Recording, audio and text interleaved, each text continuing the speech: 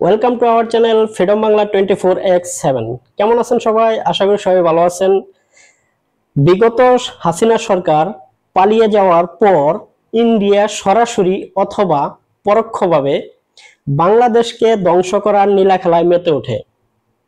চাপ বাড়াতে থাকে বাংলাদেশের বর্ডার সাইটগুলিতে, কিন্তু সম্ভব হয়নি। কারণ কথায় আছে, রাখে আল্লাহ মারে কে। তার বড় প্রমাণ হচ্ছে গত শুক্রবার ওয়াশিংটন ডিসিতে ডোনাল্ড ট্রাম্প নিজেই ঘোষণা করেন বাংলাদেশের জন্য $29 মিলিয়ন ঋণ সহায়তা।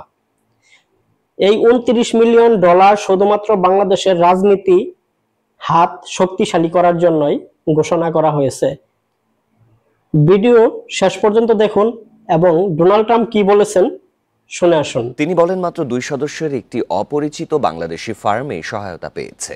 ডেমোক্রেসি ইন্টারন্যাশনালের তথ্য অনুযায়ী বাংলাদেশ এসপিএল প্রকল্পটি ইউএসএআইডি ও ডিএফআইডির অর্থায়নে পরিচালিত হচ্ছিল। এর লক্ষ্য ছিল রাজনৈতিক দলগুলোর দক্ষতা বৃদ্ধি, দল ও জনগণের মধ্যে সংযোগ শক্তিশালী করা এবং রাজনৈতিক সহিংসতা কমানো। প্রকল্পটি 2017 থেকে 2024 সাল পর্যন্ত পরিচালিত হওয়ার কথা ছিল। একই অনুষ্ঠানে ভারতকে দেয়া অনুদানের বিষয়েও কথা বলেন ট্রাম্প। বলেন, নির্বাচনী ভোটার উপস্থিতি বাড়াতে ভারতকে দেয়া হয়েছে $21 মিলিয়ন। দায়িত্ব নিয়েই বাংলাদেশ, ভারত সহ 11টি দেশে বড় ধরনের আর্থিক সহায়তা স্থগিত করেন ট্রাম্প।